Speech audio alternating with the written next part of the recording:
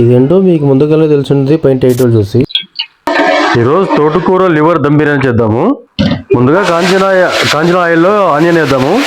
Onion roast అయింది. చెక్క, లవంగ, జాజికాయ, జాపత్రి, అనారస్ పువ్వు మొత్తం అన్ని దీంట్లోకి వేయాలి. అల్లం వెల్లుల్లి పేస్ట్ కూడా వేయాలి. అల్లం వెల్లుల్లి పచ్చివాసన పోయే వరకు మగ్గిన తర్వాత టమాటో కూడా వేయాలి. పుదీనా కూడా వేయాలి. పచ్చిమిర్చి వేయాలి. తర్వాత ఇవన్నీ బాగా నీట్గా మగ్గిపోయినాయి. చిల్లీ పౌడర్, ధనియా పౌడర్, గరం మసాలా, రాళ్ళుప్పు, లైట్గా పసుపు కూడా వేయాలి.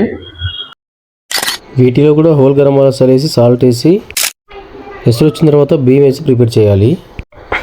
మనం బాగా మగ్గించుకున్న ఈ మసాలాలో ముందుగా రెడీ చేసుకున్న తోటకూర లివర్ని వేసి సిమ్లో పెట్టి ఉడికించుకోవాలి. ఆ తర్వాత ఉడికించుకున్న రైస్ను లేయర్స్గా వేయాలి. 70% అయితే ఖచ్చితంగా రైస్ ఉడకాలి. మూతేసి దమ్ పెట్టి హాఫ్ అన్ అవర్ తర్వాత తీయాలి. ఇదైతే అచ్చం హైదరాబాదీ దమ్ బిర్యానీలా ఉంటుంది.